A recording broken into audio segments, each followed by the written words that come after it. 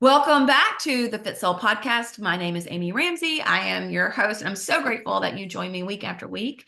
And whether you're here on the podcast or you're on the YouTube, I want to say thank you. Thank you so much for being here. All right, today I am so excited to introduce my friend now, but a remarkable woman that I have had the pleasure of actually being her coach for a while, and she's just made such an impression. Sometimes you meet people in your life and you're like, wow, I wish that could rub off on so many people because she had a dream, a big, audacious, ridiculous goal, and she activated and she did it. And I'm just so grateful for you and your witness and what you've done. Carrie Watts, welcome to the show. I'm so grateful that you could join me today. Thank you, Amy. I'm happy to be here. Yeah, yeah.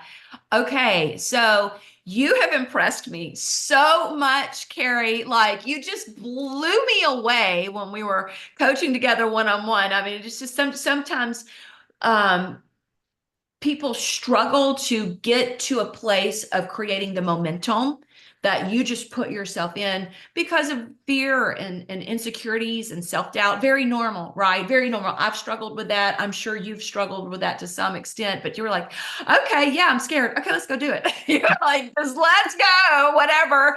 I don't know how to do that, but I'll figure it out. Okay, let's go. Like there was a goal set and there was an expectation that we established, and you're like, okay, yeah, I don't know how I'm going to do it, but let's go. You really are outstanding. I don't know if somebody's told you that today, but you Oh, are. well, thank you, Amy. Well, Yeah. and you're the reason that I chose you to be my high performance business coach because I could see how successful you were and how energetic you were. And I said, you know what? If anybody can help me cross this finish line, Amy can. Oh, I well, thank thank you. Well, we were a good partnership. We are a good partnership together. Yes. I'm so excited about the work that you've done, and I cannot wait. You guys, wait till you hear about what God put on her heart and what to do, and her obedience that followed. So you're gonna love this story. Hang with us to the very end. It's gonna be so good.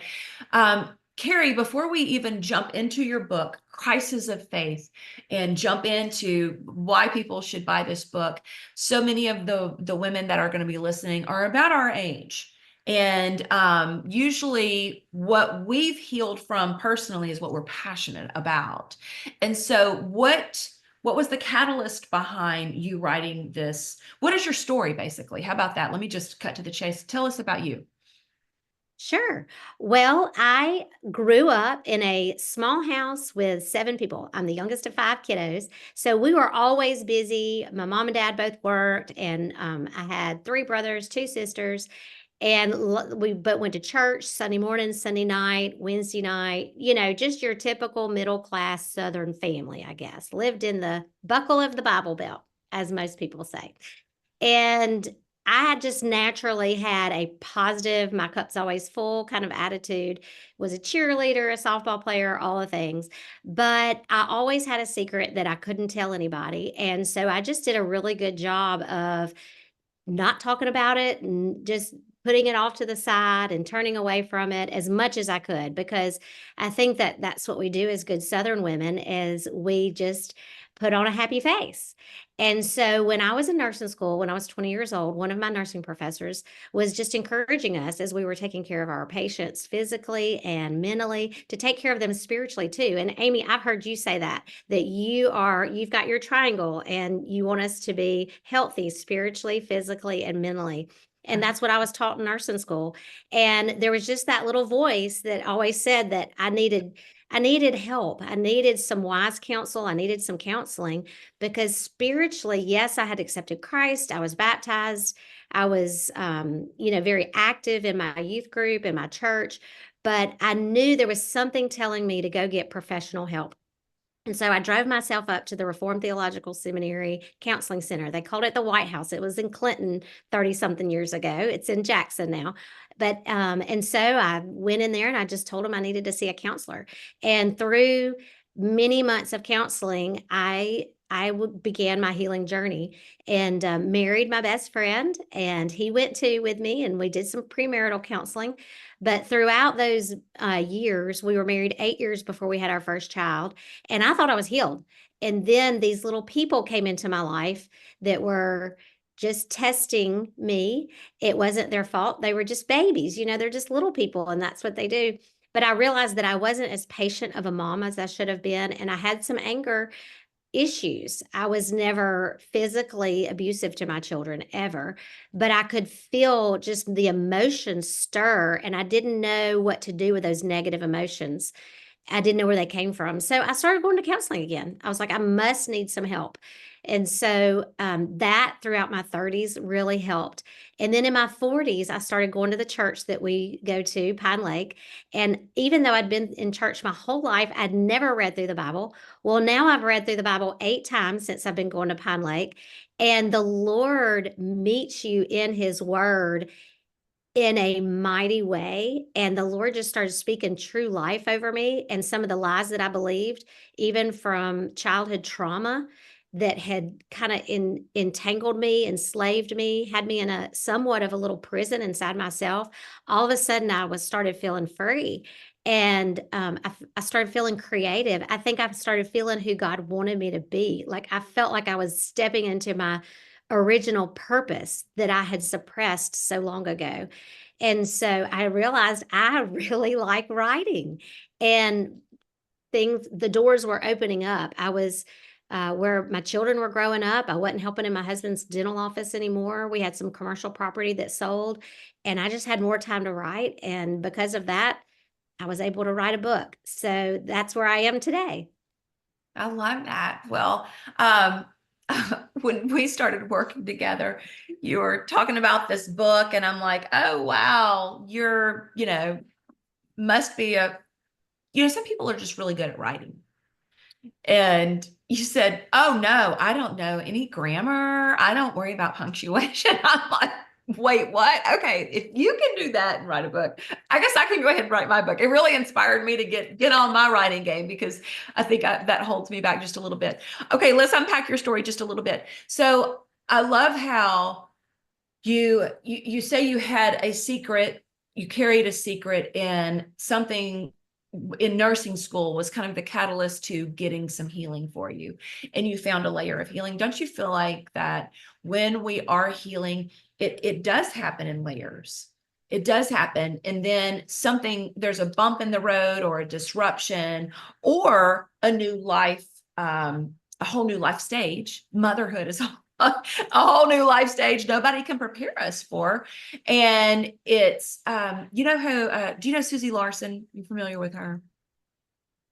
Are Very vaguely, yes. Okay, I love Susie Larson. I love her. I love her. But she calls it, we have these layers of healing, and then there's an unearthing.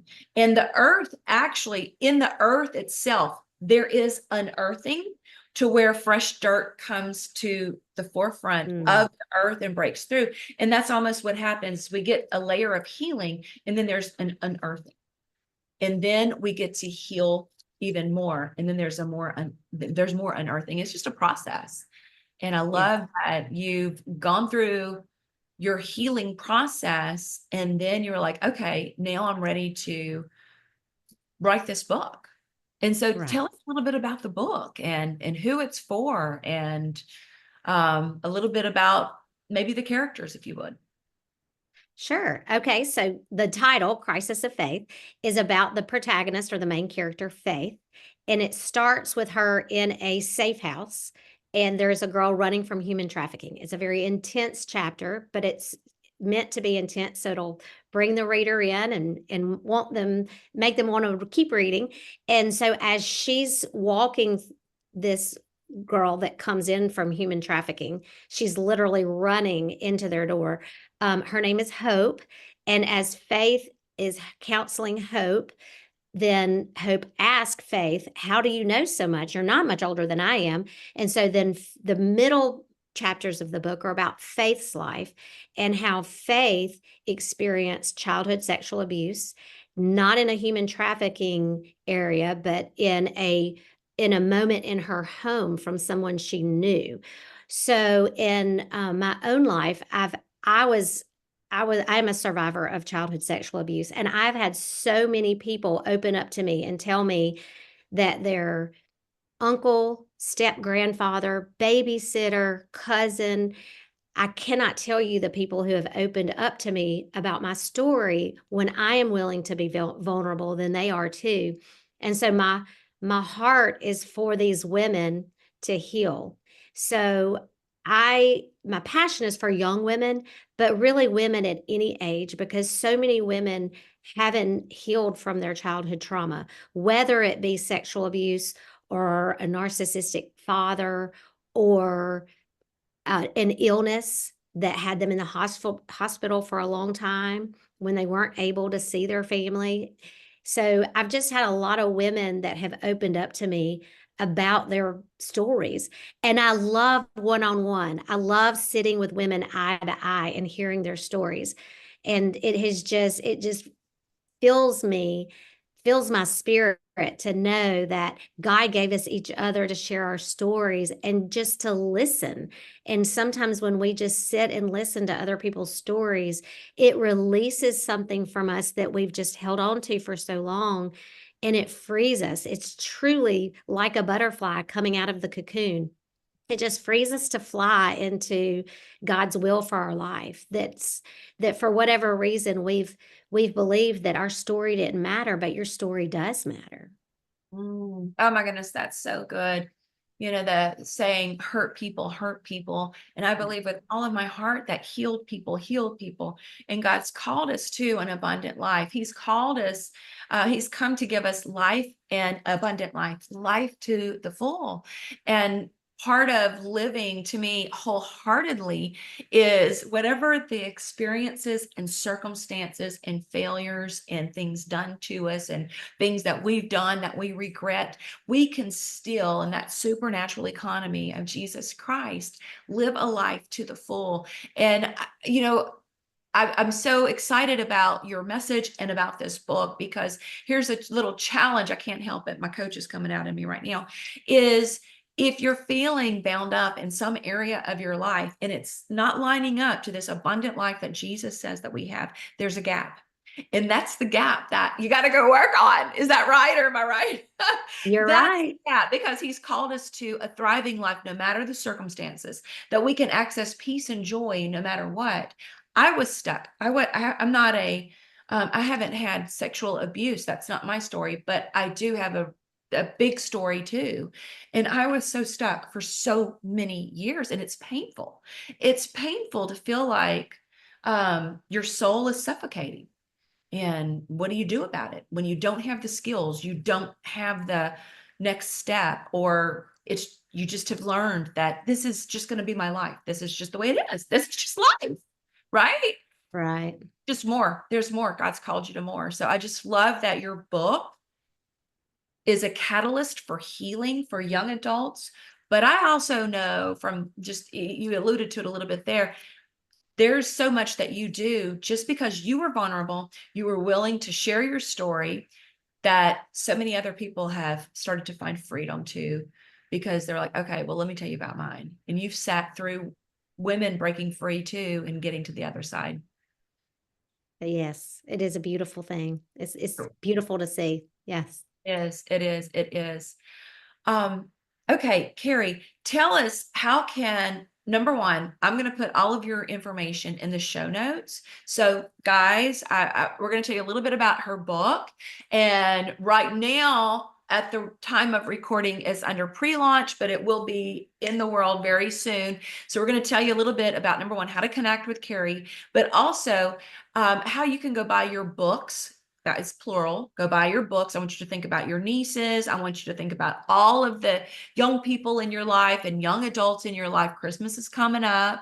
And what we can do is, the more books that we buy and the more reviews that we leave on Carrie's book, it can help get it pushed up. I mean, hopefully like a New York Times bestseller list or something like that. And it really matters how many people buy it pre-sale and right away. That's very, very, very important. The reviews are very, very, very important. So, Carrie, can you tell us a little bit about how we can access this, get a hold of this, and help you? Sure. The book is ready for pre-order now on Amazon. You can just Google Carrie Watts or Crisis of Faith, it'll pop up. And there you go. And then my website is my name, carriewatts.com. And you can join my newsletter. You can see that I'm on Instagram at Carrie Watts Writes. I'm on Facebook as Carrie On or my name. So I'm on TikTok even. Just Google Carrie Watts. I'm on there. So yeah, I try All to the way. post. Oh yeah, all the places. But I try to post about something daily. I love to encourage. I love to support you. I want to help you in any way I can.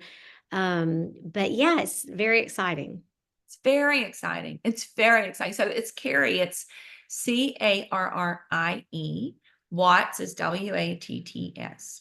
And you can check the show notes and you can click on there. And I do encourage you to buy multiple copies of the book and go back as soon as you get it, and as soon as you've read it, and leave her a review. And Carrie, I'm so proud of you. I'm so excited about all of the people that are going to be set free. I just, in my mind, I see the captive set free.